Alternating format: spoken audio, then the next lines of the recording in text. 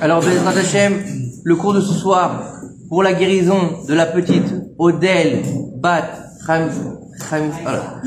Kmeissa, Bezrat Hashem, Michal Geoula, voilà, que Akadosh Baruch Hu lui donne une longue vie, une bonne santé, et que Bezrat Hashem très vite se soit effacé ces problèmes de santé qu'elle a, Bezrat Hashem.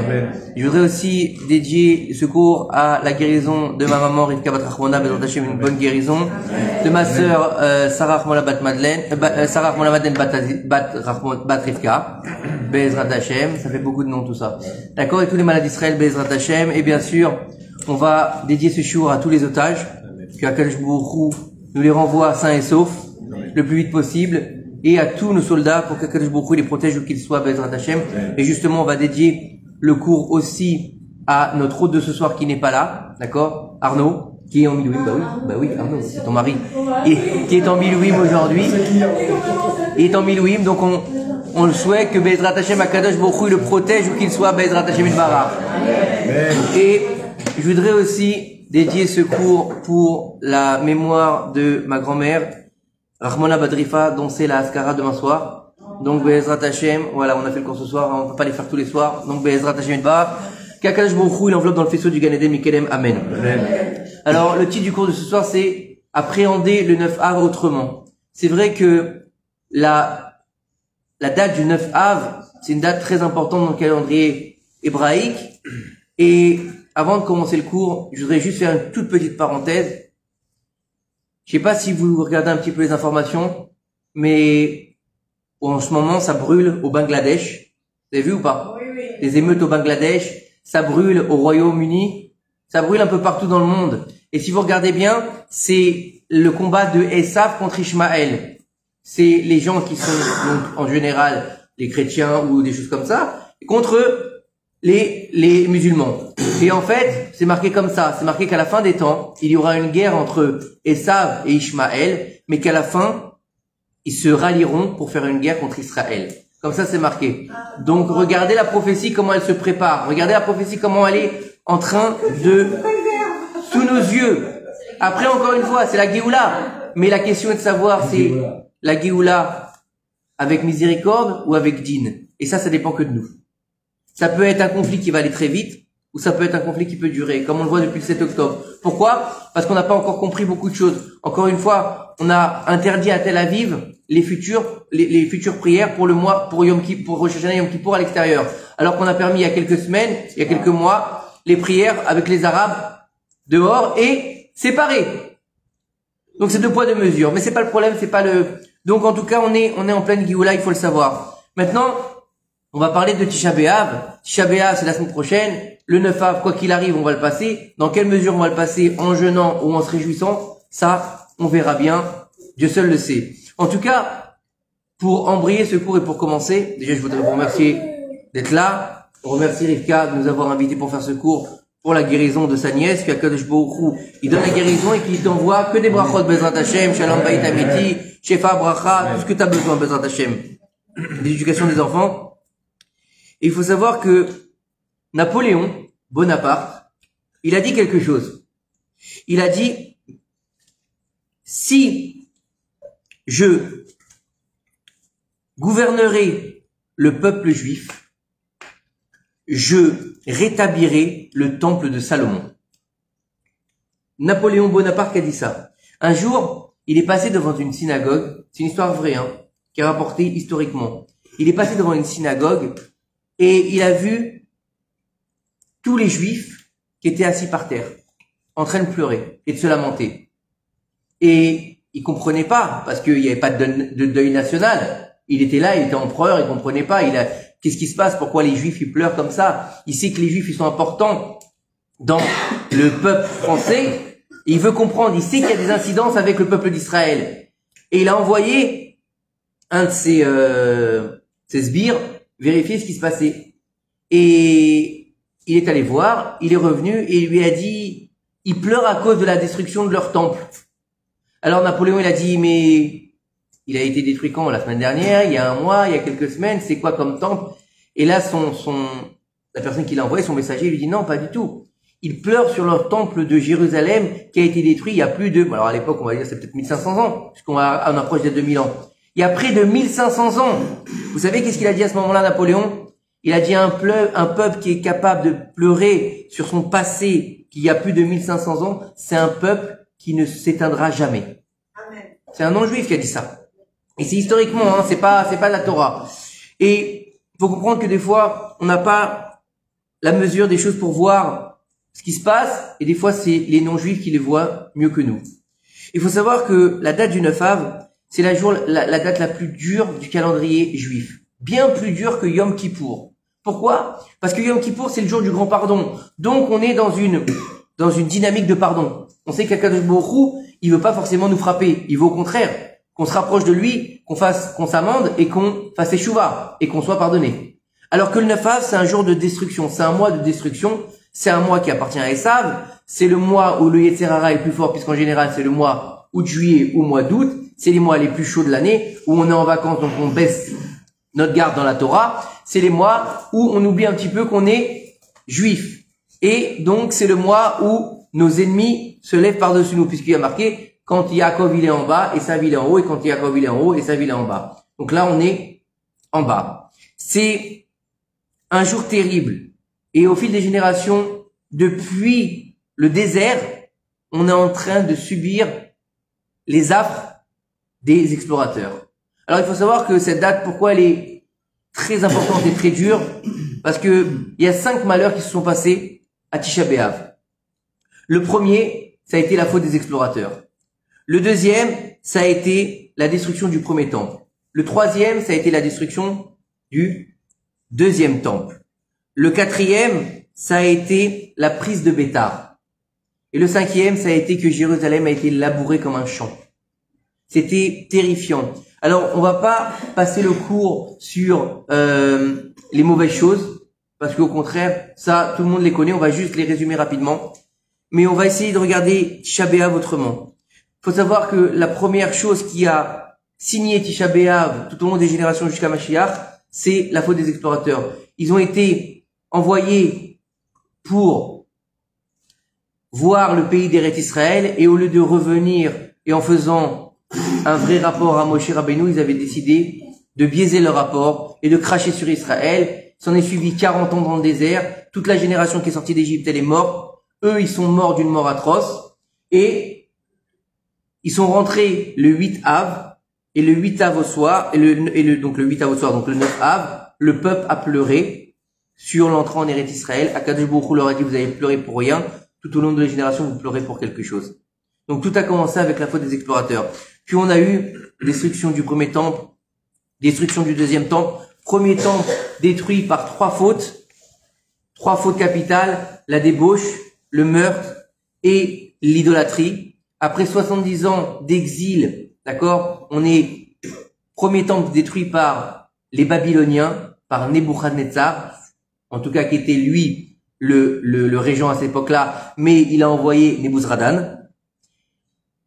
Ils nous ont emmenés en exil pendant 70 ans.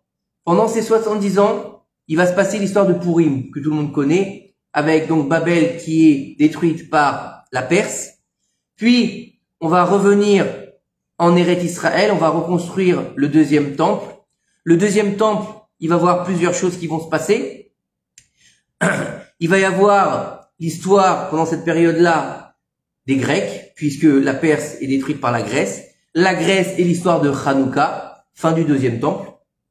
Puis à la fin du deuxième temple, l'empire grec est détruit par l'empire romain. Donc, la destruction du deuxième Beth Amikdash par Titus. Il faut savoir qu'il y a une grande différence entre le premier Beth Amikdash et le deuxième Beth Amikdash. Dans le premier Beth Amikdash, il y avait des miracles exceptionnels qu'il n'y avait pas dans le deuxième Beth Amikdash. Et il y avait une chose qui manquait aussi, donc plusieurs choses, mais dans le deuxième Beth Amikdash, il n'y avait pas l'arche de l'alliance. Il n'y avait pas dans le Kodesh Kodashim, il n'y avait rien, faut le savoir. L'arche d'alliance, où il y a les tables de la loi, où il y a le Sefer Torah de Moshe Rabbeinu, où il y a les tables qui sont brisées, et le bocal de manne, eh ben, celle-là n'était pas dans le deuxième temple. Il y avait beaucoup de choses qui n'étaient pas là. En tout cas, c'est des jours très difficiles pour le peuple d'Israël.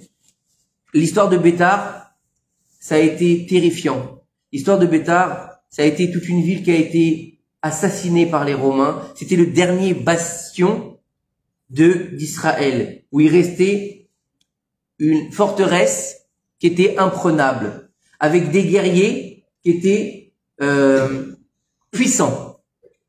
Comment? C'était l'histoire de Bar Korba. De ça, ils en ont fait une BD. Ouais. Astérix et Obélix. Regardez bien l'histoire d'Astérix et Obélix. Le dernier bastion de la Gaule, d'accord, qui ne tombe pas parce qu'ils ont des pouvoirs surhumains. Et c'est l'Empire romain qui va absolument, justement, ce petit endroit-là. Pareil avec Bar Korba. La même chose. Quand il leur envoyait des pierres avec les catapultes, ils les renvoyaient avec leurs mains.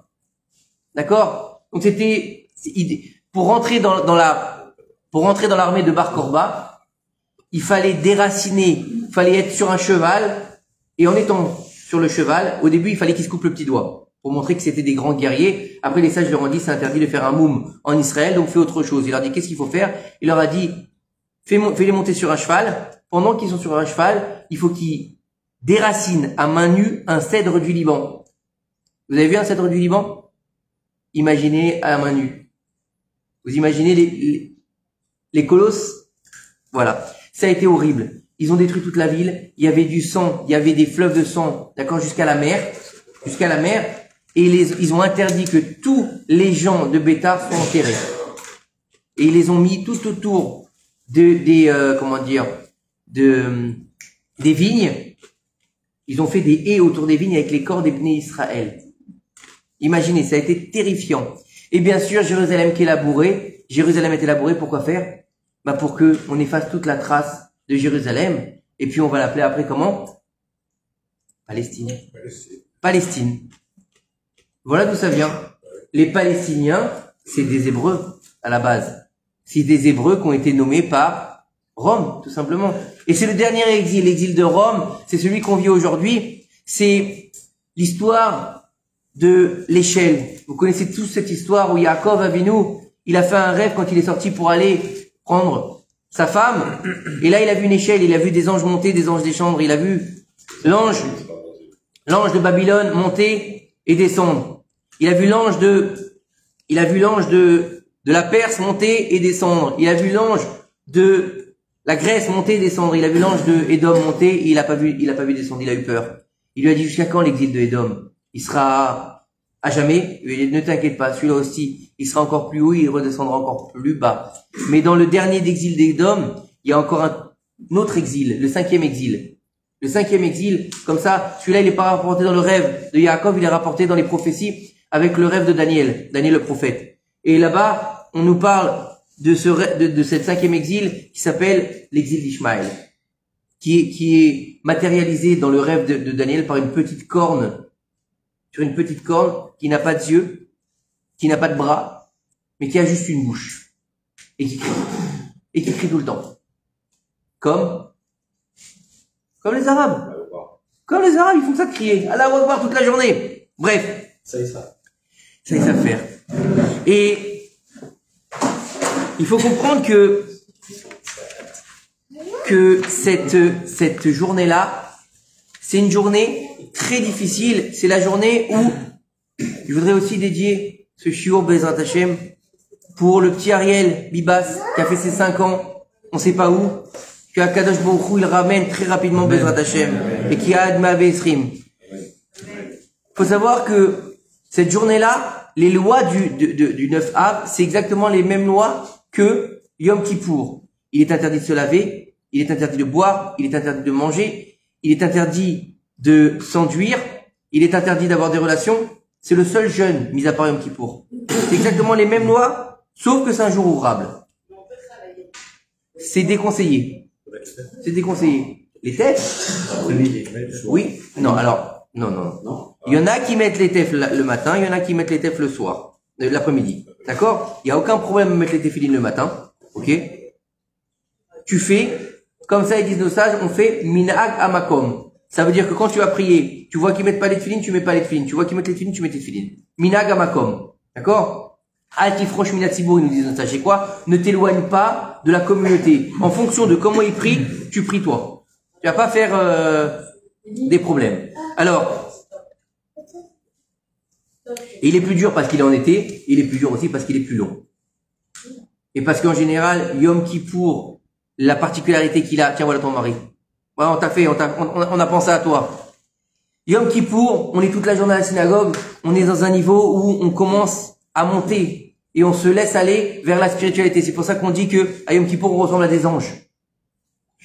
Mais le Tisha B'Av, c'est autre chose, c'est beaucoup plus difficile, c'est beaucoup plus profond. Et c'est en nous parce qu'on nous dit que celui qui n'a pas reconstruit le temple dans sa génération, c'est comme s'il avait détruit. Donc c'est violent. Maintenant, ça c'est pour le côté un peu triste, un peu glauque, un peu pas très sympathique, à tel point qu'on nous dit lorsqu'il rentre le mois de Av, il faut abaisser la joie. Comme ça c'est marqué. Quand on rentre dans Hadar, on augmente la joie. Quand on rentre dans Av, on baisse la joie. Mais il y a un truc particulier. Il faut savoir qu'à chaque fois qu'il y a une fête dans le peuple d'Israël, la veille ou le Shabbat d'avant, si ça tombe juste après, on fait pas les tachanounim, on fait pas les supplications. Oui ou non? Par exemple, si ce soir c'était Purim, d'accord, à Mincha on n'aurait pas fait les supplications. Pourquoi? Parce que c'est une fête. Par exemple, si c'est Rosh Chodesh, le soir c'est Rosh Chodesh, la veille on fait à Mincha on fait pas les supplications, même si c'est pas encore Rosh Chodesh, puisque ça commence le soir. D'accord? Eh ben, à Mincha, avant Tisha B'Av, on fait pas les tachanounim. On fait pas les supplications. Pourquoi? Parce qu'il est appelé à devenir un jour de joie. Et c'est sur ça que je vais m'entretenir avec vous ce soir. C'est plus cette idée-là de voir Tisha B'Av autrement que comme toutes les années, avec le deuil, avec la rasra. Ah, il a faim. Il a faim là. Il a une tchèque-tchouka, ça. Mamache.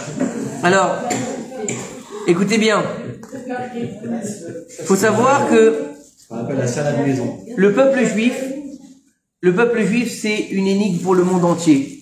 Le peuple juif, c'est incompréhensible pour le monde entier. Je vous ai rappelé Napoléon, mais je peux vous assurer que énormément d'hommes qui étaient connus, on dit des choses sur le peuple juif, notamment Churchill, notamment De Gaulle, qui disaient que le peuple juif était incompréhensible, hors du temps, et que ils avaient une particularité, et que c'était un peuple noble et fier.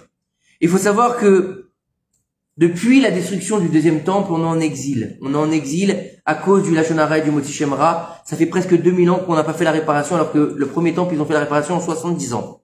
On n'a toujours pas réparé la faute pour laquelle on a été expulsé de la terre d'Israël. On est entouré de 70 loups, 70 nations qui veulent prendre notre place. C'est pas simplement qu'ils veulent notre mort, c'est qu'ils veulent prendre notre place. Parce qu'il faut savoir que lorsque Hachem, il nous a choisis en tant que peuple, il nous a pas choisis parce qu'on était les plus beaux, les plus grands, les plus forts. Non. Il nous a choisis parce qu'on était anav, parce qu'on était modeste. Il nous a choisis parce qu'on était ses enfants bénis, Béro Israël, parce qu'il a créé la mesure d'Israël à la création du monde. Bereshit bara Elohim. Bereshit bara Elohim, c'est quoi? Tout le monde va traduire cette phrase par au commencement, Dieu créa le ciel et la terre. C'est pas vrai. C'est pas ça, la vraie traduction. C'est pour les prémices, Bereshit, B c'est une conjonction pour quelque chose, Réchit c'est un prémisse, Bara il a été créé, Elohim la vertu de la rigueur. Voilà comment il faut lire le premier verset de la Torah. L'Elokut, c'est quoi? C'est pas il a été créé, c'est pas Dieu qui a créé, c'est qu'il a créé la vertu de Elohim. Elohim c'est quoi? C'est la nature. C'est la Teva. Ça veut dire quoi? Baruch haba, Baruch haba, Baruch Hayametim. Et ça fait longtemps que je l'ai pas vu. C'est 6 mois Baruch Hayametim. Il me chame Malchut, mais on a un safek, donc on va pas le faire. Alors, écoutez bien. Et le peuple d'Israël, il est là. Depuis qu'on a été chassé du temple, depuis qu'on a été chassé d'Israël, on est revenu, c'est vrai, en Israël, mais pas dans on va dire, pas selon la Torah. C'est messianique ce qui s'est passé. La reconstruction de l'État d'Israël il y a 75 ans, c'est messianique. C'est le début de la Géoula. Mais aujourd'hui, on est dans ce qu'on appelle Chevle Mashiach. C'est quoi? C'est-à-dire que de tout temps, on a toujours cru en Mashiach. De tout temps, on a attendu le Mashiach. Anima amin be'emuna shelema bebiata Mashiach. On a toujours dit ça. Depuis qu'on a été chassé. Et c'est comme une femme qui est en train d'accoucher. C'est un nappe pour elle. C'est très difficile. C'est les dernières contractions. Le bébé, il est là. Il va se présenter, mais il n'est pas encore là. Et là, elle souffre, elle souffre, elle souffre. Et elle attend quoi? Elle attend qu'il vienne le bébé. Et c'est vrai que d'un côté, c'est la souffrance, c'est difficile, ça fait mal. Mais qu'est-ce que ça annonce? La libération.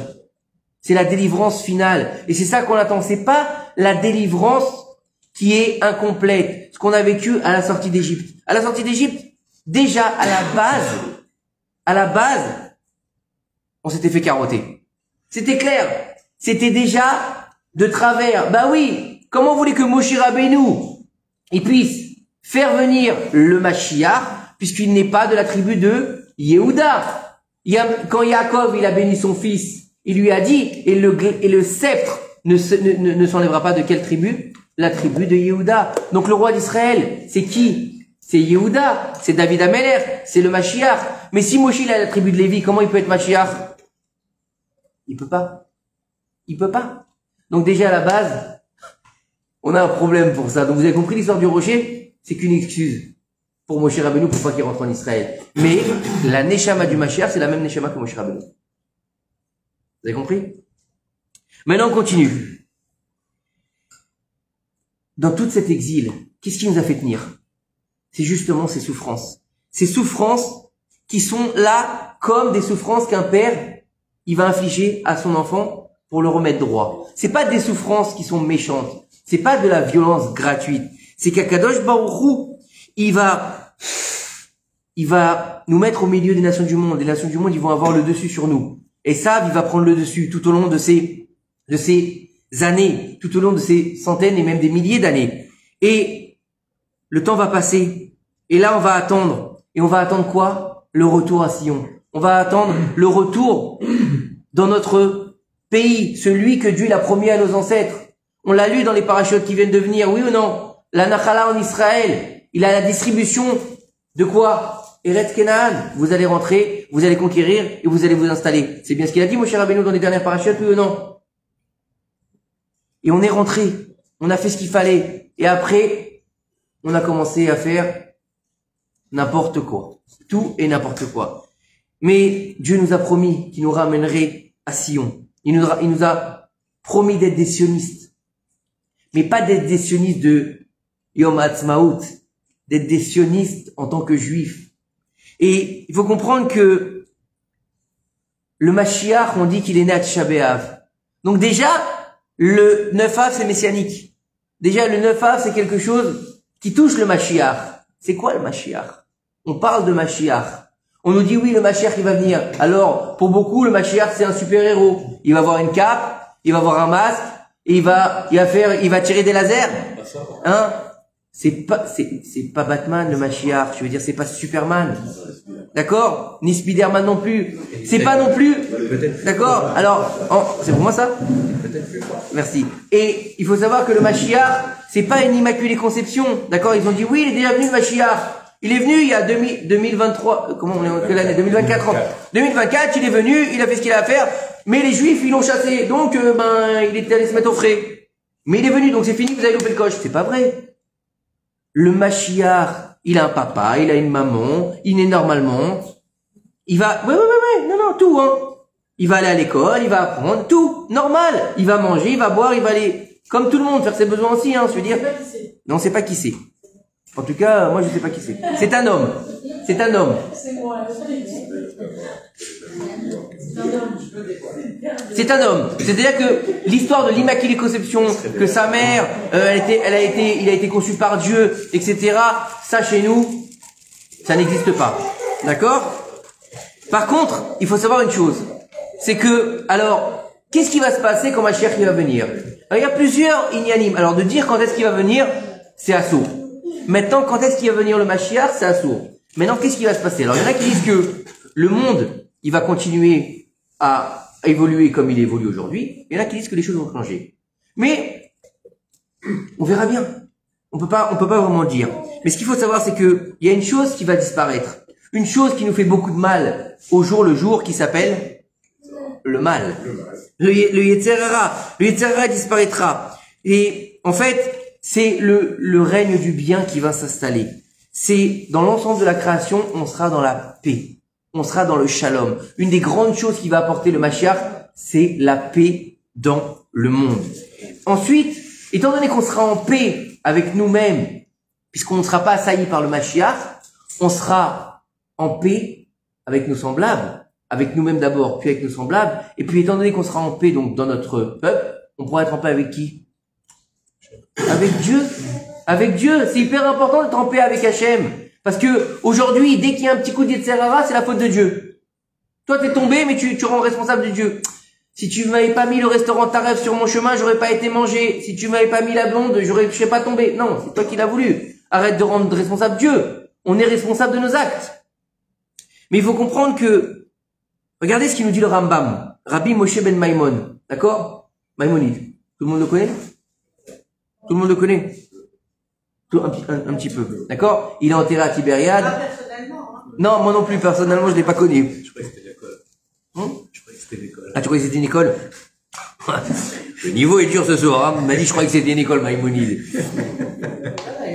Et il y en a une, mais c'est du nom du grand rave. Écoutez ce qu'il nous dit ici. Durant cette époque, l'époque messianique, l'époque où Mashiach va se dévoiler, il n'y aura ni famine, ni guerre, ni jalousie, ni convoitise. Le bien sera dispensé de toutes parts. Et tous les délices seront répandus comme le sable. Ça veut pas dire qu'on va bouffer du sable, hein. Non, ça veut dire que comment dire, le shefa, c'est-à-dire l'abondance, elle sera répandue comme le sable sur la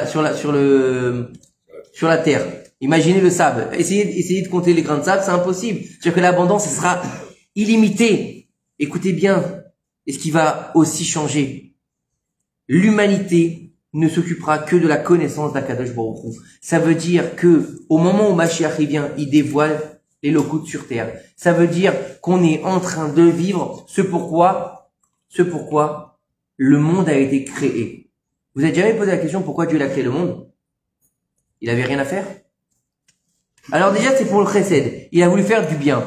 Maintenant, on nous dit que la raison principale pourquoi Akadosh Baruch Hu avait créé le monde, Sheilo dira betartonim, qu'il est une demeure ici en bas. Et malheureusement, après la faute originelle, il est reparti. Il était sur terre, à côté d'Adam Arishon. Après la faute originelle, il est remonté. Puis après la faute, donc la faute originelle, il y a eu quoi? Il y a eu l'idolâtrie. Il y a eu la faute il y a eu le déluge. Après le déluge, il y a eu Dorapalaga, la tour de Babel, puis Sodome et Gomorre, puis l'Égypte, jusqu'à qu'il monte au 7e ciel. Puis, avec la force de certains tzadikim, il est redescendu. Abraham, Yitzhak, Yaakov, Lévi. Ils l'ont fait redescendre jusqu'à que le dernier qui le fasse redescendre sur terre, il s'appelle Moshe Rabbeinu. Moshe Rabbeinu a fait redescendre Akadosh Baruch Hu sur terre. C'était le moment où le Mishkan, il a été construit. C'est là que la présence divine se trouvait sur terre, dans le Mishkan. Puis, plutôt, on est rentré en Israël, elle s'est transférée du Mishkan au Beth Amikdash. Puis, malheureusement, premier Beth Amikdash, deuxième Beth Amikdash, ils ont été détruits. Et là, la présence divine a quitté ce monde. On nous dit que le seul endroit où la présence divine réside toute l'année, c'est sur le Kotel HaMaaravi. Voilà. Elle ne s'en va jamais de là-bas. Mais c'est pas le même niveau de diffusion. D'accord? On dit que depuis que le temple il a été détruit, entre Akadosh Baruch Hu et son peuple, il y a un rideau de fer qui les sépare. Un peu comme la guerre froide. Ok? Mais il nous aime toujours. Maintenant, faut savoir que c'est qui le Mashiach? C'est quoi le Mashiach? Comment on peut reconnaître le Mashiach? C'est un mec qui va arriver, demain il va dire, ça y est, je suis le Mashiach. C'est moi. C'est moi. Donc qu'est-ce qu'il y a? Croyez-moi, je suis le Mashiach. On en a eu beaucoup des faux messies. On a eu aussi, je sais pas si vous vous rappelez cette histoire, il y a 3-4 ans, on ne commence pas à faire jour-nuit, hein, on l'a vu celui-là, hein, déjà. Hein. Il y a quelques années, je sais pas si vous vous souvenez de cette histoire, je crois qu'il y a 3-4 ans, ou même plus 5, je sais pas à peu près, à Ashdod, il y a un type, alors, sa fille avait un magazine, vachement connu, Et sur la couverture du magazine, il a annoncé « Je suis le Mashiach ». Un délire, quoi, le mec. Et puis c'est bien, c'est un Mashiach sans kippa, sans rien. Moi, j'adore. Sans tzitzit, sans rien. Je suis le Mashiach, j'ai eu la révélation dans un hôtel ou je sais pas quoi. C'est un peu glauque comme histoire. Bref, on en a vu des Mashiachs, et ça s'appelle le syndrome de Jérusalem. Les plus connus et les plus violents, et ceux qui ont fait des, hein? Non, il me demande si je peux voir. Ah. Le plus violent et celui qui a fait des carnages, c'est Shabbatai Tzvi. Celui-là, encore aujourd'hui, on paye ce qu'il a fait. C'était horrible. Et à la fin, il s'est converti à l'islam. Faut comprendre qu'il était un petit peu, comment? Un faux messie, c'est un faux Mashiach. Shabbatai Tzvi. Je vous laisse aller voir, il y a un livre très bien écrit sur tout ce qu'il a fait. C'était un type qui avait vendu son âme au diable, hein, carrément. Et il y en a beaucoup aujourd'hui, malheureusement, ce qu'on appelle aujourd'hui, comment on les appelle aujourd'hui? Les kabbalistes. Vous connaissez, hein? C'est très à la mode d'aller voir des kabbalistes. Tu rentres chez lui, il te regarde et te dit, je sais tout sur toi. Hein? L'autre, il te dit, attends, je ferme les yeux 2 secondes. Hein?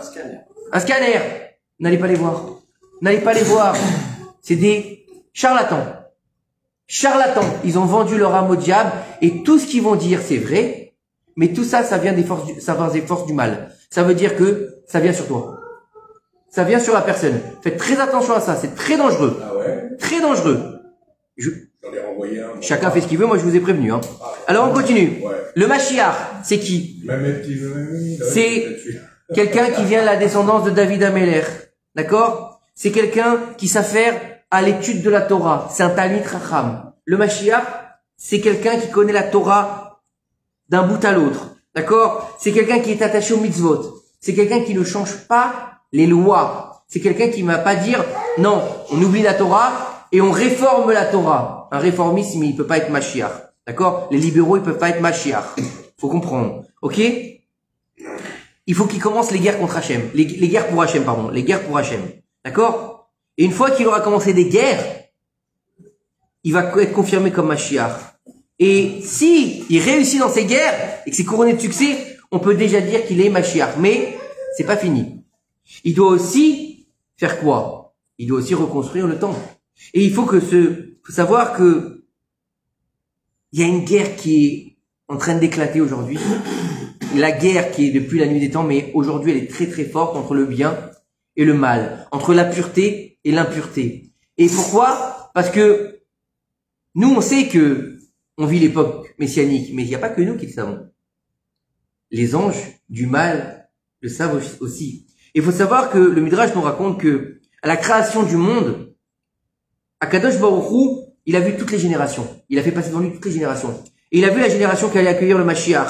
Et qu'est-ce qu'il a fait? Il a pris la lumière de Mashiach et il l'a caché sur le trône céleste. Et là-bas, à ce moment-là, qui c'est qui est passé? Le Yetzer Hara. Il lui a dit, mais qu'est-ce que c'est que cette lumière? Il lui a dit, cette lumière, tu sais c'est quoi? C'est ce qui va te couper la tête. C'est la lumière du Mashiach. Il a dit, mais cette émanation, elle me fait peur. Le Satan, il dit ça, hein. À Kadosh Baruch Hu. Il a dit, je vois que ça causera ma chute. Et c'est pour ça qu'il a commencé à développer sur le monde entier, depuis la création du monde, depuis la génération d'Enoch. D'accord? Depuis la création du monde. Vous pouvez voir dans le Sefer Bereshit, déjà, ils ont commencé à adorer le soleil, la lune, les étoiles, les pierres, etc., etc. L'idolâtrie a commencé à s'infiltrer dans les hommes. Puis la débauche. Puis le meurtre.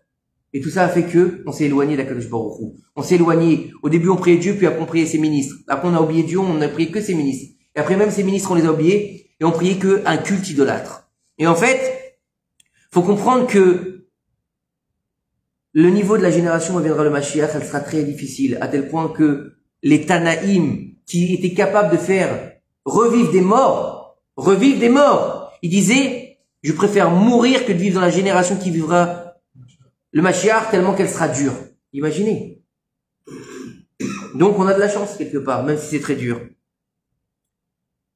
Nos sages nous disent que le Mashiach, il se dévoilera, il se tiendra sur le toit du Beth Amikdash, encourageant les enfants d'Israël, et il leur dira, peuple humble, le temps de la délivrance est arrivé. Et si vous doutez, regardez la lumière qui émane aujourd'hui, comme la Torah nous enseigne. Lève-toi, resplendis, car ta lumière est arrivée, à la gloire d'Hachem rayonne la gloire du roi. Ça veut dire quoi? Ça veut dire qu'il y aura une lumière tellement grande qu'on verra Akadosh Baruch Hu, il sera complètement dévoilé. Il faut savoir que, on dit aussi que le Mashiach, il va se dévoiler, puis après il va mourir. Il va mourir. Il va se dévoiler, il va mourir pendant, là, qui disent 40 jours. Pourquoi 40 jours? Parce que le chiffre 40, il est très important dans le peuple d'Israël. C'est le chiffre du renouveau. C'est le chiffre du mikvé. C'est le chiffre du même. C'est le chiffre du Mashiach. Et en fait, Moshe, Mashiach, Mordechai, le même. C'est le chiffre 40. Il va mourir 40 jours parce qu'en fait, quand il va venir comme ça, il rapporte le Rav Yoram Abergel, le Rav Israël Abergel, Shlita, il a rapporté comme ça dans un de ses cours qu'en fait, le Mashiach, il va arriver, il va commencer les guerres, il va commencer à faire son travail, et puis là, il va devoir mourir pour pouvoir changer de Neshama. Ça veut dire quoi? Il explique là-bas, bon, je vais pas rentrer dans tout parce que c'est un peu compliqué, quand le Mashiach, il va arriver, il va se dévoiler avec une âme qui lui est propre, son âme de Mashiach. Mais le Mashiach, il est là pour dévoiler le grand Israël, l'Israël divin. Puisque le troisième temple, il est indestructible, c'est la fin, c'est la Géoula Shlema. C'est pas, il détruit, on recommence et encore 6000 ans. Non, il n'y a pas de ça. On a fini Tikkun. Et en fait, pour qu'il puisse réaliser ce qu'il a besoin de faire, qu'est-ce qu'il faut? Il faut qu'il devienne général. On passe du prat au klal. Ça veut dire quoi? Ça veut dire qu'on passe de l'individualité au général. Ça veut dire qu'il va falloir que il devienne Israël. Comment il peut devenir Israël? En récupérant une neshama collective. Pendant qu'il meurt, il change de neshama. On l'a vu avec qui, par exemple, ça? Vous savez qu'on peut changer de neshama à ce moment-là? On l'a vu avec qui? Le Zohar, il nous raconte que lors de l'Akedat Yitzhak, lors du moment où il y a eu le sacrifice d'Yitzhak Avinu, Yitzhak, il avait 37 ans. Il est mort. À ce moment-là, il est mort. Le Zohar, à Kadosh, il nous dit que Yitzhak est mort, que Abraham, il l'a tué. Et que pendant 3 ans, il est monté au Gan Eden. Ok? Et juste après que Yitzhak, il passe la Hakeda, juste après, vous pouvez voir dans la Torah, le verset d'après, il y a marqué, et on annonce ça, qui est-ce qui est né? Rivka. Rivka, elle est née. Comment ça se fait? Comment ça se fait que Yitzhak, il a 37 ans, il n'est pas encore marié? C'est une grande mitzvah de se marier tôt. Pourquoi il attend 37 ans? C'est vieux 37 ans pour se marier. Il peut pas se marier. Parce qu'il a une neshama féminine. Et donc il est obligé de mourir pour récupérer sa neshama masculine. Quand sa neshama masculine, elle va rentrer en lui, sa neshama féminine, elle va sortir, et c'est la neshama de Rivka. Donc sa femme, elle peut naître. Et donc il peut se marier ensuite. Vous avez compris? Le Mashiach, il devient une nouvelle neshama. Une neshama collective qui va dévoiler la Elokut sur terre. C'est ça le but de comment dire, le but de comment dire, du Mashiach. C'est pas le 5e élément, on va pas se retrouver avec des voitures volantes et des tapis volants et des histoires. Ça, c'est bien, d'accord, pour les enfants. C'est bien dans les films. C'est bien pour la science-fiction. Mais vous voyez bien, on est en 2025 bientôt, il y a toujours pas de voiture volante, hein. Donc, comment? On meurt tous? Alors attendez, vous brûlez les étapes. Vous brûlez les étapes. La première chose. Comment? Non, il l'a pas retenu. Tu peux voir là-bas, il n'a pas retenu son bras. Même qu'il y a marqué là-bas, c'est le Zohar, hein, c'est du Zohar. C'est du Zohar à Kadosh, il dit que là-bas, comme il avait plus, il a voulu l'étrangler. Il n'y avait plus de couteau. Le Zohar, c'est la cabane. Oui. Tout le monde ne peut pas l'entendre. Bah, exactement, mais je vous ai... Faire attention à son colporte du point de vue cabane. C'est pas colporté, c'est des enseignements. D'accord, qui ont été, donnés par des rabbanim, des vrais. Pas comme, moi. Vous inquiétez pas. Alors, écoutez bien. Il nous dit ici, une des choses qu'il va devoir faire le Mashiach, c'est de rassembler les exilés. C'est quoi les exilés? C'est les Juifs. Les Juifs qui vivent de par le monde. Le Juif errant, comme on l'appelle. D'aller chercher en France, aux États-Unis, en Angleterre, etc. Et même ceux qui sont perdus, les 10 tribus perdues, d'accord? De les ramener en Israël. Et quand est-ce que ça a commencé? Ce travail-là, il a commencé depuis 75 ans, quand on a reconstruit l'État d'Israël. Ça s'appelle Kibbutz Galuyot. Le peuple commence à revenir vers sa terre, vers sa terre ici. Et ils affluent d'où? Qu'est-ce que c'est un Israélien? Qu'est-ce que c'est un Israélien? Un Israélien, c'est un Thémani, c'est un Marocain, c'est un Algérien, c'est un Tunisien, c'est un Français, c'est un Russe. Vous avez vu ou pas? Qu'est-ce qu'on disait la dernière fois, Daniel? Nos enfants, ils diront pas qu'ils sont Algériens, Tunisiens ou quoi que ce soit, ils diront qu'ils sont Français. Ils diront qu'ils sont Français. C'est ça, Israël, c'est un melting pot. Tous les Juifs, de par le monde, ils reviennent à leurs racines, à ce peuple, à cette terre qui a été donnée au Ham Israël. D'accord? Et faut comprendre que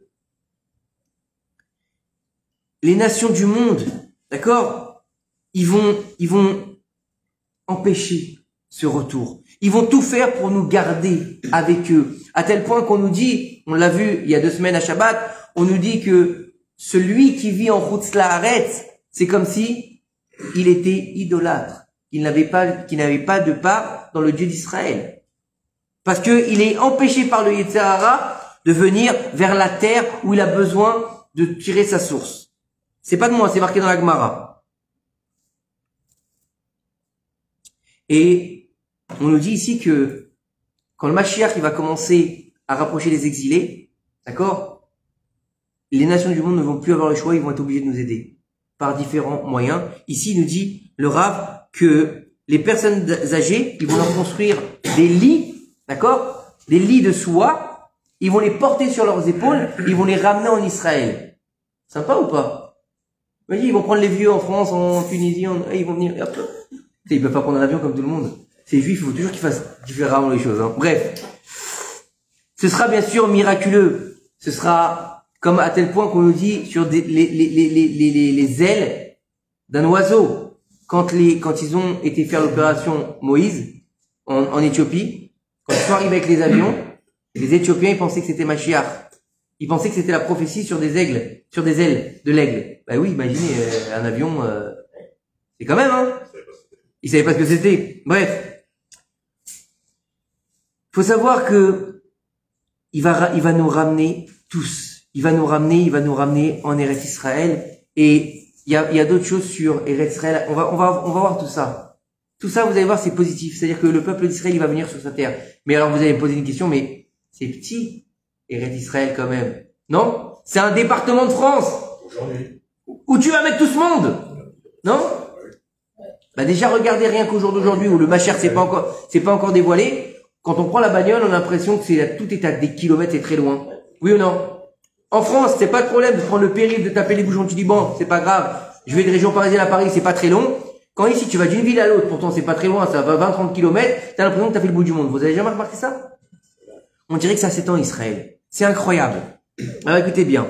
Donc Kibbutz Galuyot, on a commencé à le faire depuis le retour de la déclaration de l'indépendance de l'État d'Israël et bien avant avec quand ils ont commencé à refaire ça en place. D'accord? Il faut savoir que quand on parle d'Israël, on a tous une part, qu'on soit religieux ou pas religieux. Aujourd'hui, ce qui veut nous faire croire à la ticturette, le clivage, c'est faux. Faut arrêter. Parce que il y a certains qui ont besoin de reconstruire dans les actions et d'autres qui ont besoin de reconstruire dans la spiritualité. Donc, certains qui doivent étudier la Torah et d'autres qui doivent donner des routes, faire de l'administration, redonner la royauté d'Israël. Comment on fait une royauté d'Israël? Ben, il faut une police. Oui ou non? Il faut des tribunaux. Il faut un emblème. Il faut un roi. Donc un premier ministre. Hein? Une monnaie. Donc quelque part, est-ce qu'on a reconstruit la royauté d'Israël? Oui. Mais oui. Pas complètement. Mais on l'a commencé. Est-ce qu'on a une monnaie? Est-ce qu'on a un nom? Est-ce qu'on a un emblème? Est-ce qu'on a un gouvernement? Est-ce qu'on a des policiers et des juges? Oui. Donc on a commencé la reconstruction. Donc on est en plein dévoilement du Mashiach. C'est-à-dire qu'est-ce qui manque? Il manque juste le dévoilement de cet homme qui va dire maintenant, ça y est, on fait table rase, on passe dans le messianisme thoraïque. C'est ça la différence. Mais on a commencé. Si on est là aujourd'hui, à Ashkelon, en train de parler de Torah, c'est qu'on est déjà dans le messianisme. Combien de temps on a été en exil? Combien de temps on n'a pas pu s'asseoir? Qu'est-ce qui a marqué dans les prophéties? Et les vieux et les vieilles reviendront et s'assiront sur les bancs de Jérusalem. Vous avez déjà vu des vieux à Jérusalem ou pas? Ils sont pas assis sur les bancs? Jérusalem est repeuplée. Jérusalem a été labourée comme un champ, il n'y avait plus rien à Jérusalem. Il y avait quasiment plus de présence juive. Ou bien, qui se cachaient, qui avaient peur.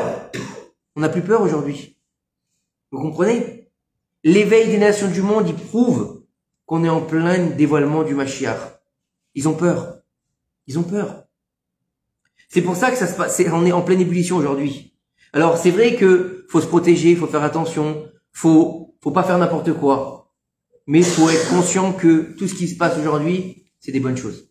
Mais Mamash, c'est des très bonnes choses.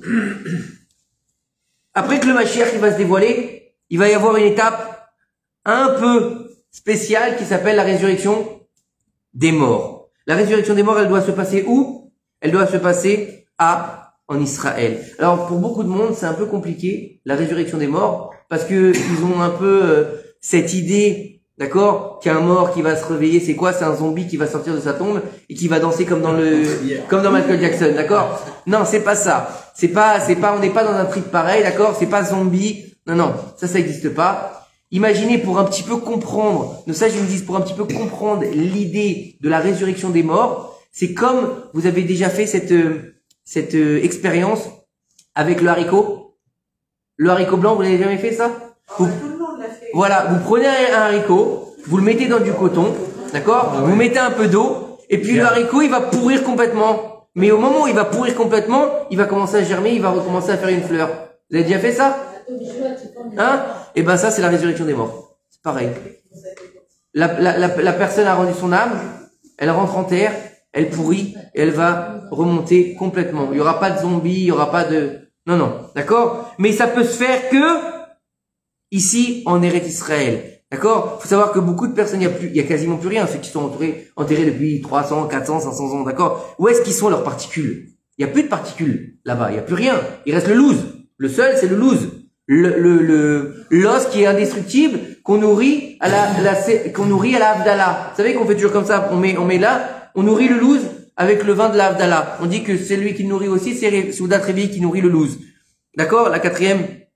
Et en fait, il faut comprendre que c'est seulement celui qui est pas capable de faire ça, c'est Akadosh Baruch Hu. Pourquoi? C'est lui qui est maître sur la création, sur les atomes, sur les, comment on appelle ça, sur la matière, tout simplement. Exactement. Les particules, c'est le mot que je cherchais, merci. Et tout reprendra sa place. Il faut savoir que, au début, on nous dit comme ça, j'avais étudié comme ça, qu'au début, ceux qui étaient nés morts avec un problème, d'accord, ils reviendront avec le problème. Mais que quelques temps après, ils seront tous guéris. On sera tous guéris. Ça veut dire que si quelqu'un, par exemple, il est mort avec un bras en moins, quand il va se relever, il aura le bras en moins, mais juste après, le bras va repousser. Comme à l'époque de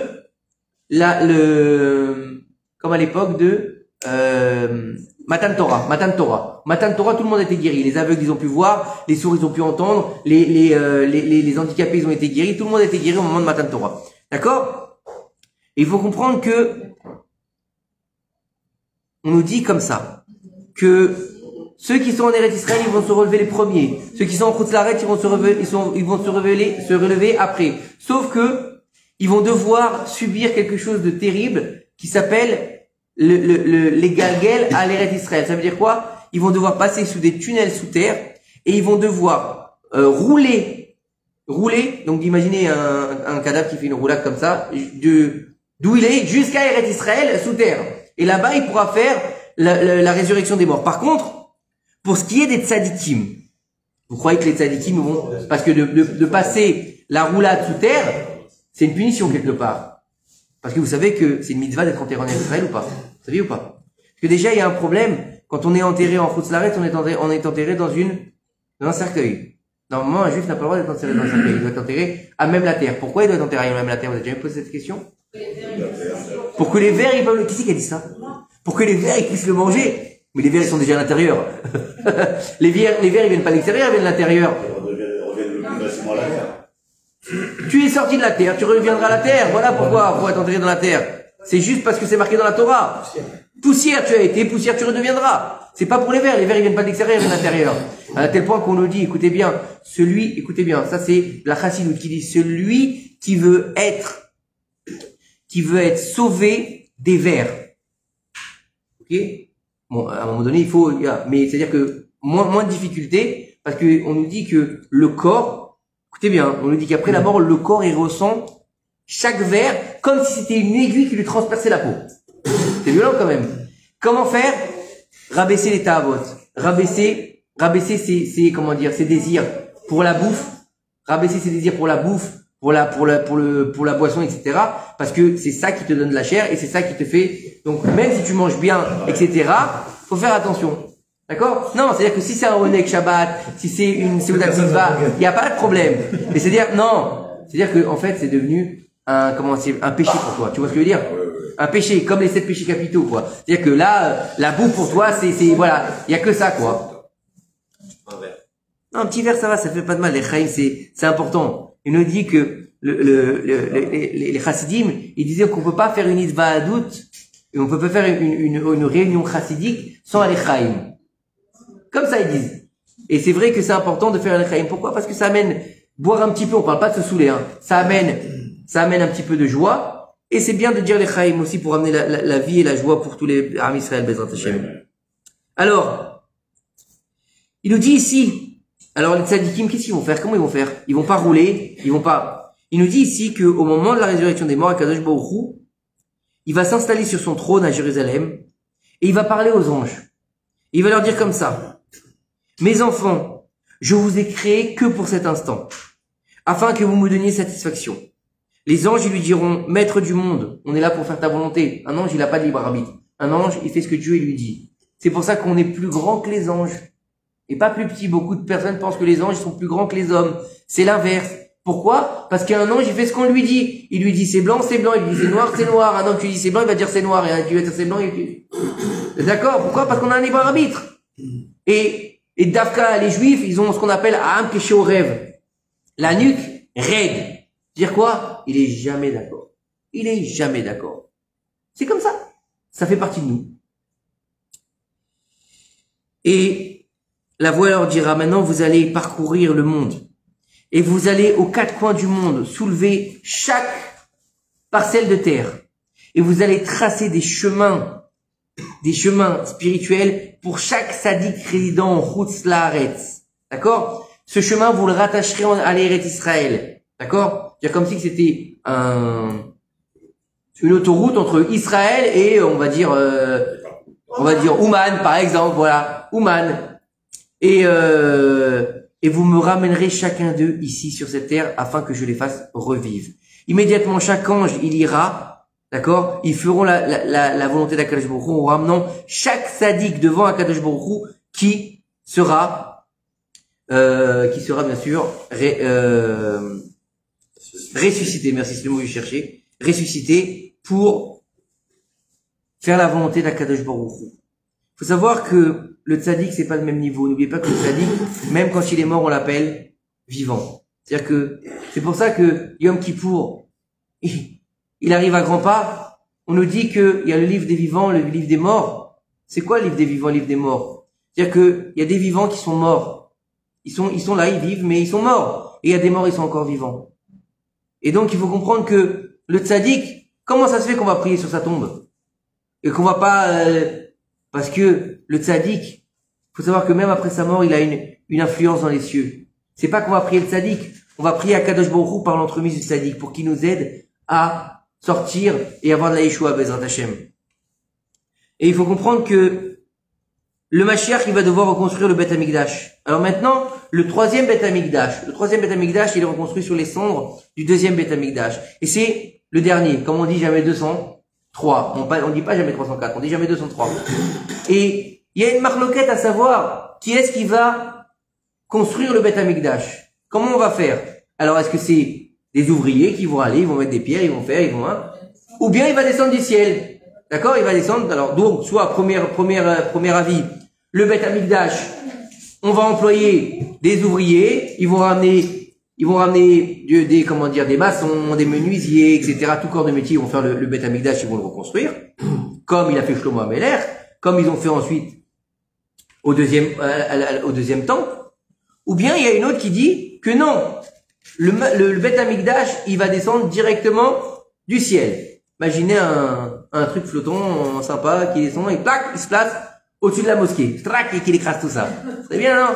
Sympa. Il y a un troisième avis Il y a un troisième avis, et je pense que pour moi, c'est celui qui est le plus intéressant.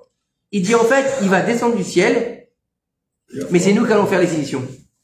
C'est nous qui allons faire les finitions. Donc ça veut dire que Dieu il donne, mais l'homme il participe.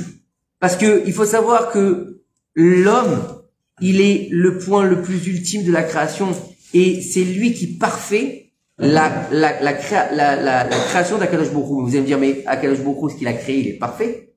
C'est parfait ce qu'il a créé. La création du monde, elle est parfaite ou pas? Dieu, il est parfait ou il est imparfait? Il est parfait. Donc tout ce qu'il doit créer, il est parfait. Alors comment vous expliquez qu'on est obligé de faire une Brit Mila? Comment vous expliquez que Dieu il nous donne du blé et nous on fait du pain? Donc les actions de l'homme sont encore plus grandes. Donc on est là pour finir la création du monde, puisqu'on est le dernier maillon de la création du monde. Vous avez compris ou pas? Ou sinon Dieu il aurait fait tout le monde circoncis. À quoi ça sert? Non, il a demandé que l'homme circoncise. Et il nous aurait donné des miches de pain. Tranquille. Non. Faut que du blé, tu fasses du pain. Vous avez compris ou pas? Qu'est-ce qui est meilleur, le blé ou le pain? Le pain. Vous avez compris? Ouais, mais tu peux pas faire du descendant. Du pain sans blé, oui, mais encore une fois, il faut le travailler en tant qu'homme. Il y a plus de mérite à le faire. Alors, faut savoir que au niveau de Eretz Israël, donc si c'est petit, comment est-ce qu'on va faire pour tous y être? Le même Loez, il nous rapporte quelque chose d'hallucinant. Il nous dit que toutes les frontières d'Eretz Israël elles vont changer. Dans le Sefer Devarim, le livre dans lequel on va rentrer ce Shabbat Be'ezrat Hashem, le Mishneh Torah, le livre d'Eretz Israël, vous regardez bien, hein, tout concorde avec ce qu'on est en train de vivre. Aujourd'hui, Shabbat, si Dieu veut, on rentre dans le livre d'Eretz Israël, on rentre dans le livre de la Tochacha, le livre des reproches, on rentre dans le livre où Moshe Rabbeinu nous met en garde contre tout ce qui va nous arriver jusqu'à la fin des temps. Regardez, vous pouvez aller lire noir sur blanc dans le Sefer Devarim. Il y a marqué là-bas. Et vous m'oublierez, et vous détournerez de moi, et vous irez servir des dieux de bois et de pierre. C'est marqué. Et je vous ramènerai à la fin des temps vers moi. Comme ça, c'est marqué. Le bois, c'est quoi? Le christianisme, la pierre, c'est l'islam. Tout est marqué noir sur blanc dans la Torah. Et je vous ramènerai à la fin des temps. Be'acharita yamim. Comme ça, c'est marqué. À la fin des temps, je vous ramènerai à moi. Chez vous. Il y a marqué dans Sefer Devarim, quand Akadosh Baruch Hu, ton Dieu, aura étendu ton territoire comme il te l'a promis. Étendre un territoire, ça veut dire quoi? Ça veut dire que la dimension de la terre d'Israël, elle va changer. Ça veut dire que la terre d'Israël, elle est, il nous dit ici, Rabbi Yitzhak, que la terre d'Israël, elle est comme un parchemin.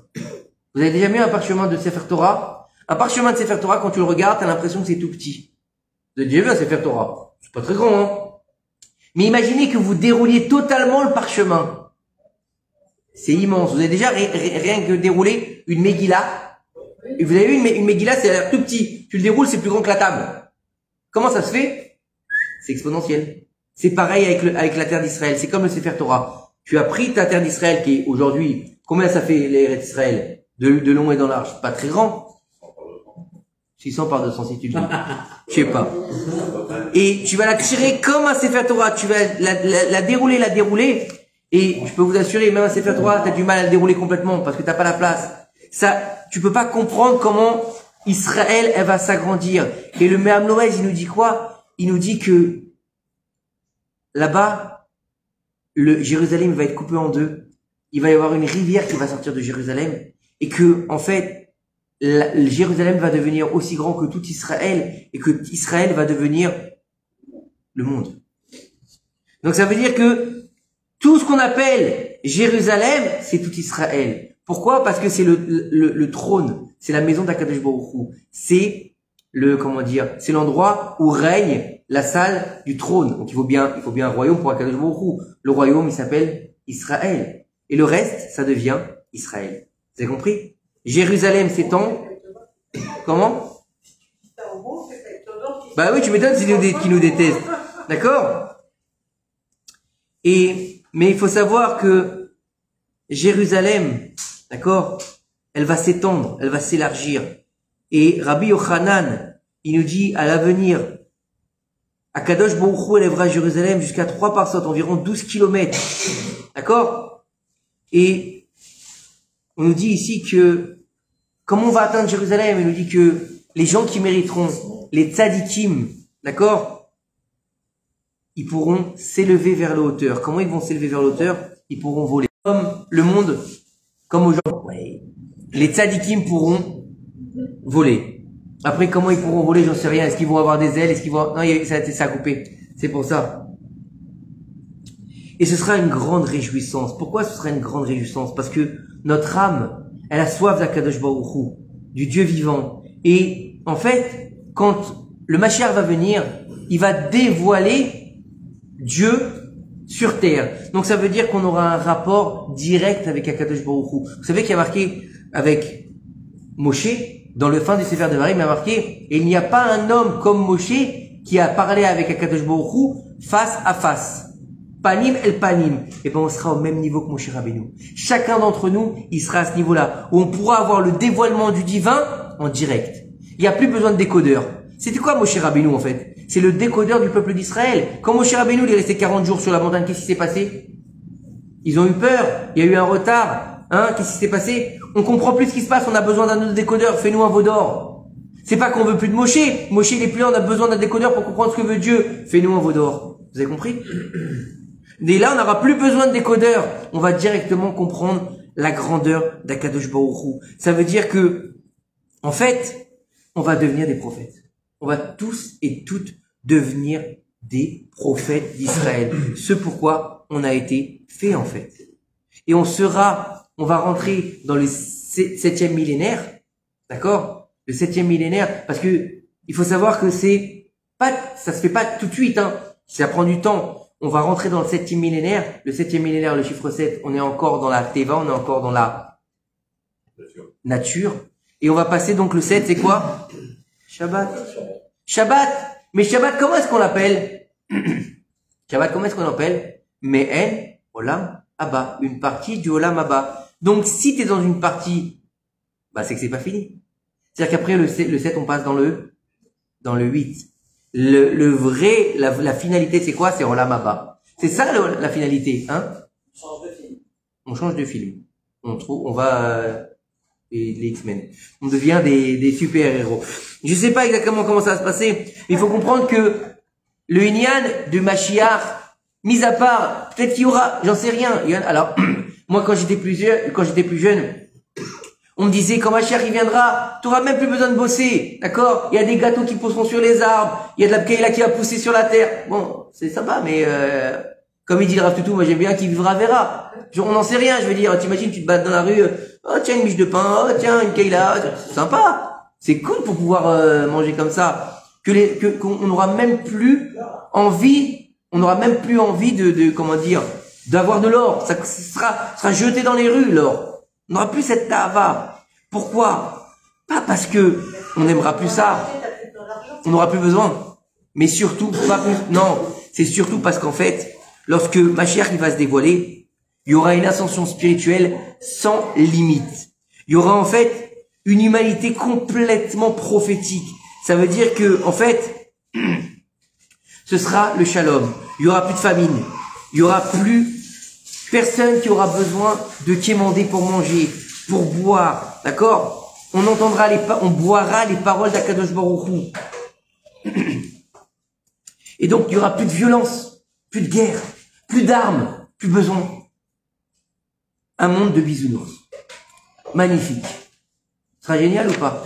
Moi, j'ai hâte d'y être, je vous dis franchement, j'ai hâte d'y être. Plus de missiles, plus d'Azakot. C'est bien ou pas ça? Les Arabes? Plus d'Arabes. Oui. Oui. Mais qu'est-ce que t'as contre les Arabes? Alors, écoutez-moi bien. Il y a marqué dans la Torah. Vous savez que la Torah, c'est une prophétie. C'est important. Ce que tu viens de dire, c'est très important. Écoutez. C'est très important. Vous savez que la Torah, c'est une prophétie. C'est pas une prophétie simplement à l'époque, de savoir ce qui s'est passé, et Abraham, Yitzhak et Jacob, mis à part le côté ésotérique, où c'est la rédaction des mondes célestes, c'est aussi une prophétie pour la fin des temps. Il faut savoir qu'il y a marqué que à la fin de sa vie, d'accord, il y a marqué là-bas, et ils l'ont enterré, on parle d'Abraham Avinu, et l'ont enterré dans la grotte de Marpella, qui? Yitzhak et Ishmaël. Vous avez entendu ce que j'ai dit? Yitzhak et Ishmaël, pas Ishmaël et Yitzhak. Ça veut dire que Ishmaël, il a reconnu que qui était l'aîné? Yitzhak. Donc à la fin des temps, Rachid nous explique là-bas que Ishmaël, il fera Teshuva. Eh oui. Et en fait, c'est pas eux le problème, c'est nous le problème. C'est d'entendre ce qu'ils nous disent, c'est d'entendre le message qu'ils nous disent. Vous êtes les enfants d'Israël. Alors pourquoi vous vous comportez pas comme des enfants d'Israël? Allah Akbar, Dieu il est grand. Quand est-ce que c'est nous qui avons, quand est-ce que c'est nous qui avons les honneurs de dire, oui, Dieu il est grand, en Dieu je crois, et Dieu sauve Bibi. Non, on dit pas ça. On dit Dieu sauve le roi. Oui. On dit en Dieu je crois aux États-Unis, oui ou non? Oui. Toujours, ils finissent leur discours par ça. Et nous? C'est que récemment qu'on dit merci Hachem. C'est que récemment qu'on dit avec l'aide de Dieu on va gagner. Oui ou non? Sauf certains, comme, comment il s'appelait celui que j'aime beaucoup? Celui que j'aime beaucoup, il avait des lunettes. C'est Menachem Begin? Non? Begin? C'était un bonhomme, Begin! Begin, il avait la kippa sur la tête quand il allait à la Knesset. Et quand il lui a dit, qui? Biden. Le même Biden qu'on a aujourd'hui. Biden, excusez-moi, j'ai pas l'accent. Joe Biden ou Biden, ouais, c'est un bideux. Vous savez ce qu'il lui a dit?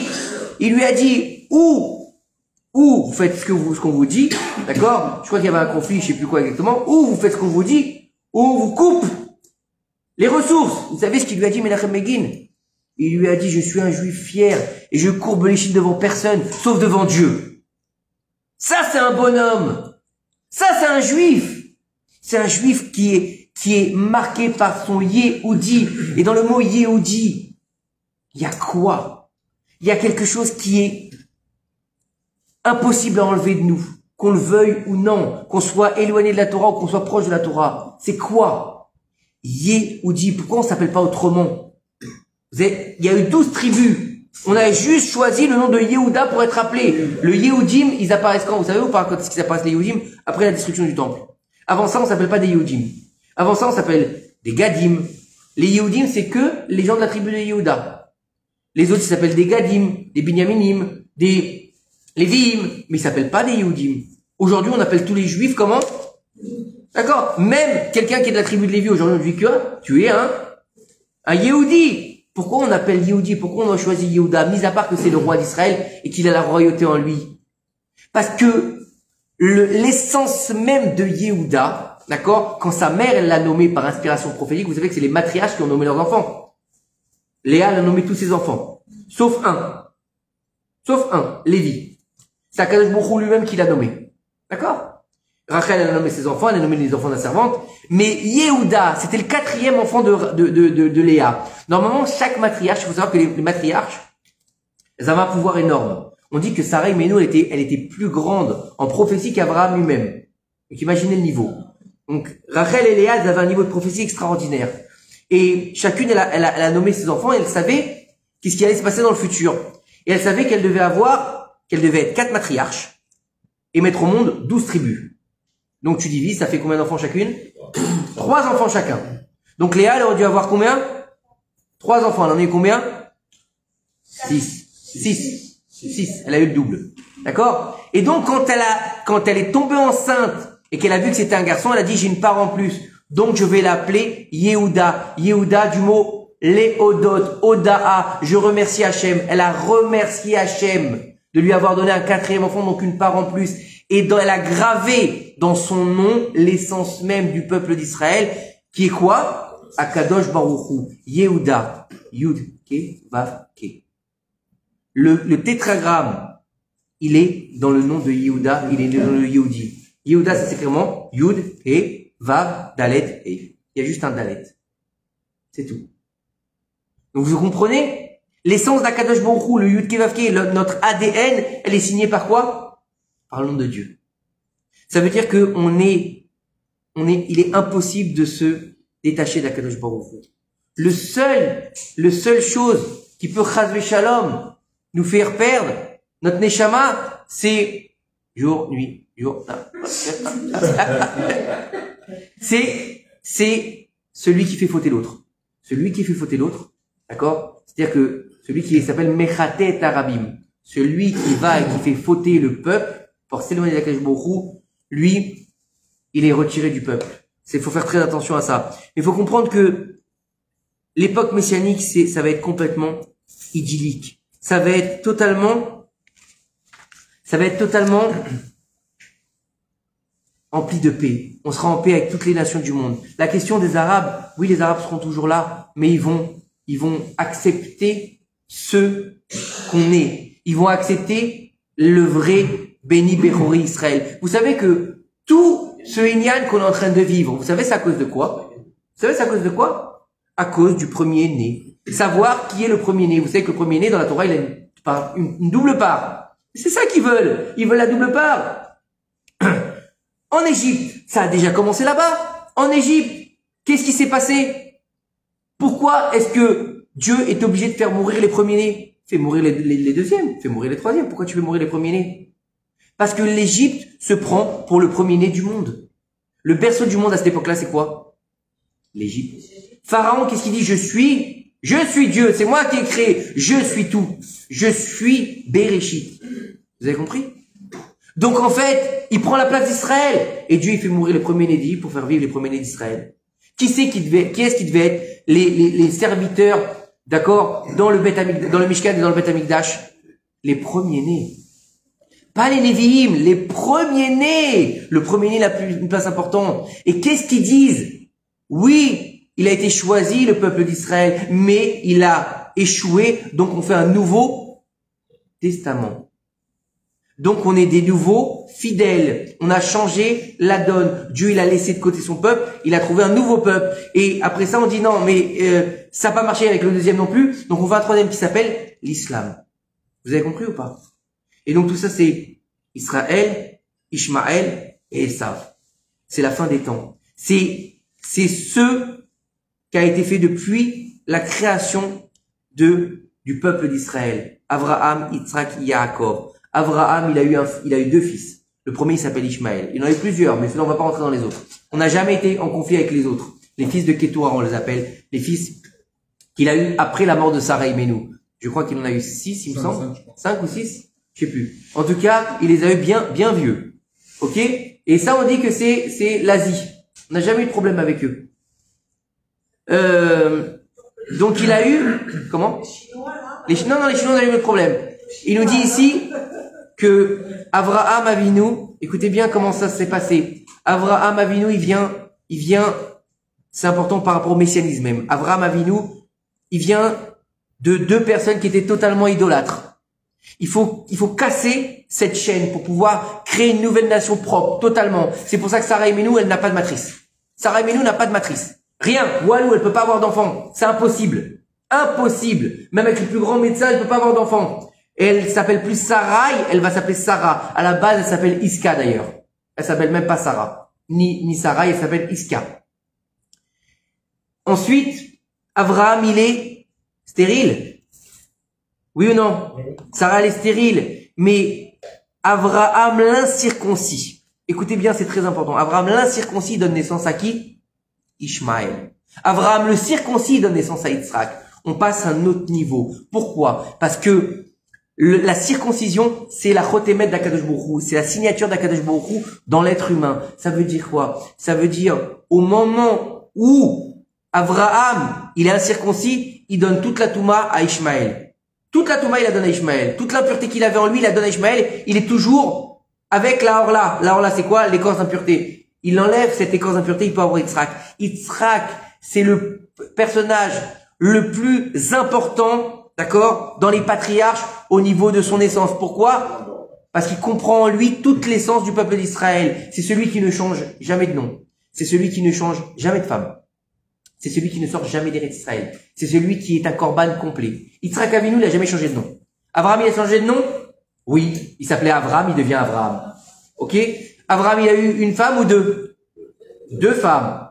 Sarah et Agar. Et même Ketura. On va dire même si c'est la même. Allez, dans l'absolu. Yitzhak, Yaakov, il a combien de femmes? Il a 4 femmes. Ok? Yaakov, il s'appelle Israël. Yaakov, il quitte Eretz Israël. Il va à Haran. Abraham, il va en Égypte. Yitzhak, il change pas de nom. Il s'appelle toujours Yitzhak. Il a qu'une femme, elle s'appelle Rivka. Quand il veut quitter Eretz Israël pour aller pour descendre en Égypte comme son père, je lui dis, oh, tu bouges pas. Tu restes ici. Il s'appelle Yitzhak, pas parce qu'elle a rigolé. Pas parce qu'elle a rigolé. Tout le monde dit oui, parce qu'elle a ri Sarah, alors elle l'appelle Yitzhak. Hein? Vous croyez qu'on est des Indiens? Hein? Parce qu'elle a fait brûler la soupe, elle va appeler la soupe brûlée. On n'est pas des Indiens. Non mais franchement, les Indiens, ils nommaient leurs enfants comme ça. Mais nous, on n'est pas là-dessus. Vous imaginez? Ta femme, elle a rigolé, on va l'appeler Yitzhak. Et elle a ri. Ça, c'est bien quand on est en Kita Aleph, c'est super. Yitzhak, nos sages, ils nous disent, c'est Yotse Michok, celui qui sort des lois de la nature. Yitzhak, il a l'essence du peuple d'Israël, à tel point que j'avais étudié il y a quelques années, qu'aujourd'hui, on s'appelle les Bnei Israël, mais qu'à la fin des temps, on s'appellera les Bnei Yitzhak. Et le plus grand mérite qui nous tient tout au long de l'année, c'est quoi? La Akedat Yitzhak. La Akedat Yitzhak, le sacrifice Yitzhak. Pourquoi pas le sacrifice qu'il a fait Yaakov pendant 130 ans, il a eu des souffrances? Non. Parce qu'on est relié à Yitzhak Avinu. On est dans un niveau exceptionnel, on change jamais. On est droit. Tel point que Yitzhak, il est digne, il est la rigueur. Mais aujourd'hui, on peut pas se tenir sur la rigueur. Beth Hillel et Beth Shammai. L'école de Hillel et l'école de Shammai. Qui est la plus malléable? L'école d'Hillel. Après le Mashiach, selon les lois seront selon qui? Selon Shammai. Donc dans la rigueur.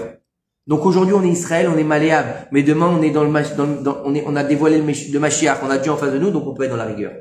Mais c'est une rigueur qui est droite. Une rigueur qui est claire. Une rigueur qui est pure. Qui s'appelle comment? Israël. Israël, c'est quoi? Yachar El. Être droit avec Hachem. Tu peux plus aller à droite à gauche. Imaginez, d'accord? T'es chez toi.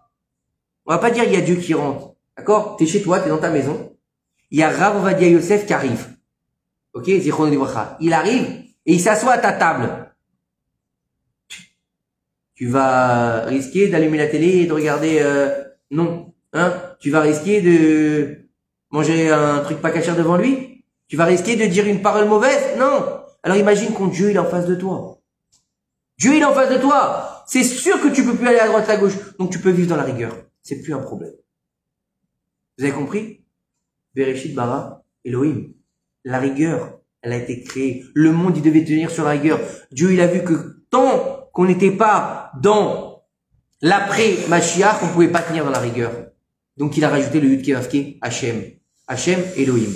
Elohim, Hachem. On a toujours ces deux niveaux. La rigueur et le din. C'est pour ça que la création du peuple d'Israël a été possible que grâce à qui? Yaakov. Bechir Rabot. Pourquoi Yaakov? Parce que c'est Ishtam Yoshev Ohalim. Un homme simple qui s'assoit dans les tentes. C'est-à-dire quoi? Il vivait dans un camping, le mec? Il passait de tente en tente? Il allait se balader? Non. Ça veut dire qu'il a appris dans les tentes. Il a appris dans la tente d'Abraham, dans la tente du Chesed. Il a appris dans la tente de Yitzhak, la tente de la rigueur. Et donc il a fait un équilibre parfait, il s'appelle Tiferet. C'est Yaakov Avinu. Il est en mesure de donner naissance au peuple d'Israël. Vous comprenez?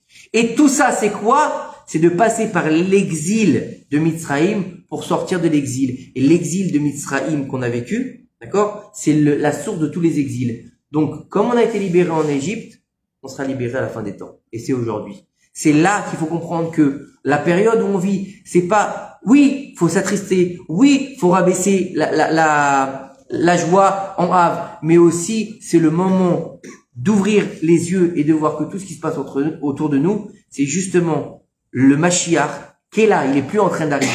Il est là. C'est-à-dire que, si vous voulez, dans les douleurs de l'enfantement du Mashiach, la tête, elle est en train de sortir. C'est le plus dur. C'est le plus dur, la tête, elle sort. Et il va commencer à sortir tout son corps. Et malheureusement, des fois, qu'est-ce qui se passe? Il y a des déchirements, il y a des saignements, oui ou non? Il y a une grande douleur. Il y a du sang. On a eu du sang le 7 octobre. Comment? Il y a la péridurale, qui est très dangereuse. Ouais, non, ça c'est des mauvais souvenirs, c'est des mauvais souvenirs. Mais ce que je veux dire, c'est que c'est les moments les plus durs. Mais juste après, enfin, on va pouvoir vivre ce messianisme. On va pouvoir vivre ce dévoilement plutôt total du Mashiach. Parce que je pense, encore une fois, et je suis quelqu'un de très terre à terre, je suis quelqu'un de très carré, on est en plein dedans. On est en plein dévoilement du Mashiach. Et celui qui ne voit pas, bah, peut-être qu'il faudrait qu'il s'achète un chien ou une canne. Mais en tout cas, moi je pense que... Ou les deux. D'accord? Mais en tout cas, on sent, c'est palpable autour de nous, c'est palpable. Vous savez, il y a, dans la Gemara, on va finir là-dessus parce que je vais pas vous retenir encore trop longtemps. Dans la Gemara, il y a marqué, il y a tout un inyan là-bas sur comment ce sera la fin des temps. Les enfants, ils seront mal élevés, ils se lèveront devant leurs parents. Et la belle-fille sur sa belle-mère. Tes ennemis seront dans ta propre maison. Ce sera une génération qui sera pas comme le chien. Truc de fou. Tout deviendra cher. Il y aura tout à profusion et tu auras plus d'oseille. Les gens deviendront pauvres. Tu n'auras pas le temps de sortir. Sinon, il y a une petite casse en terre. Ouais, effectivement. Il te dit que tu n'auras pas le temps de sortir d'une souffrance, tu rentreras dans une autre souffrance. C'est ce qui se passe aujourd'hui? Oui ou non? Et c'est comment dire, c'est tout ce qu'on vit aujourd'hui. Et si on le voit pas, c'est qu'on n'est pas comment dire, on n'a pas ouvert les yeux, on n'arrive pas à se laisser pénétrer par ce messianisme-là qu'on est en train de vivre. Le Mashiach, c'est pas simplement attendre quelqu'un ou faire un slogan ou avoir un drapeau jaune et dire we want Mashiach now. Ça c'est sympathique, c'est très bien. D'accord? D'accord? Croire que le rabbi c'est Mashiach, celui qui veut y croire, la brioute qui y croit. Est-ce que le rabbi, il avait le potentiel de Mashiach? Oui. Est-ce que Chizkiyahu Melech, il avait le potentiel d'être Mashiach? Oui. Mais on a loupé le coche. Après, chacun est en libre de penser. On dit que le Mashiach, il doit être vivant. Il y en a qui disent qu'aujourd'hui, hein, le Mashiach. Ils se promènent dans le Jérusalem. Ils peuvent donner des noms aussi. On peut. Il y en a qui, ça dépend des déotes, mais il y en a qui disent plus qui viennent qui doivent être vivants. Mais en tout cas, il y en a qui disent aujourd'hui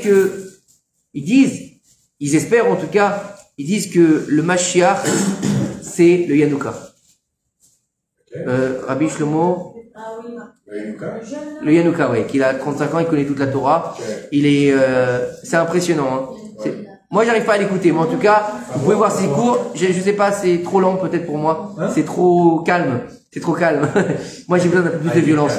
Il est trop calme peut-être pour moi. Mais en tout cas, si c'est lui, Baruch Haba. Si c'est quelqu'un d'autre, Baruch Haba. Si ça doit être le Rabbi, Baruch Hashem. Si ça doit être le Yanouka, Baruch Hashem. Si ça doit être, j'en sais rien, n'importe qui. Baruch Hashem, le plus important, c'est qu'ils viennent. Mais il y a une chose qui est très importante. Avant de créer des slogans, avant de dire j'attends le Mashiach, d'accord? Est-ce que tu l'attends vraiment? C'est ça la question qu'il faut se poser. Est-ce que toi, tu as déjà fait ta délivrance personnelle pour pouvoir avoir ta délivrance clalite? Est-ce que tu dois te délivrer en toi? Il faut d'abord se délivrer en soi. Et le seul moyen aujourd'hui pour être délivré et pour vivre l'avènement du Mashiach, comme ça ils disent nos sages, que le Baal Shem Tov Akadosh, d'accord, à un jour de Rosh Hashanah, il est monté dans le Echal du Mashiach, il est monté dans le royaume, comment on appelle ça, pas le château là? Le palais, merci, c'est ça. Le palais du Mashiach, il est monté dans le palais du Mashiach. Et il est arrivé voir le Mashiach. On parle du Baal Shem Tov Akadosh, bien sûr, hein. Il est pas monté physiquement, on parle ça s'appelle Aliyat Neshama. Il a fait monter son âme. Et il lui a dit, quand est-ce que votre honneur va se dévoiler? Quand est-ce que vous allez venir? Il lui a dit, par contre, je veux pas une réponse comme vous avez donné à Rabbi Yossi. Rabbi Yossi ou Rabbi Yehuda, je ne me souviens plus. Quand il lui a dit, demain je viens. Il a dit, c'est pas demain si vous méritez, et je viendrai pas si vous méritez pas. Il a dit, je veux une réponse claire. Il lui a dit, je viendrai chez Afutsu Mayanot, quand tes sources se répandront à l'extérieur. Achutsa, comme ça il lui a dit. Ça veut dire quoi? Ça veut dire que à la fin des temps, le seul moyen de dévoiler le Mashiach, c'est quoi? C'est la Torah de l'intériorité. C'est la Torah cachée. C'est-à-dire, c'est la Chassidut et la Kabbalah. Et tous les grands rabbanim aujourd'hui, toutes tendances confondues, français et israéliens, ils vous diront, aujourd'hui, étudie ou la Kabbalah ou la Chassidut.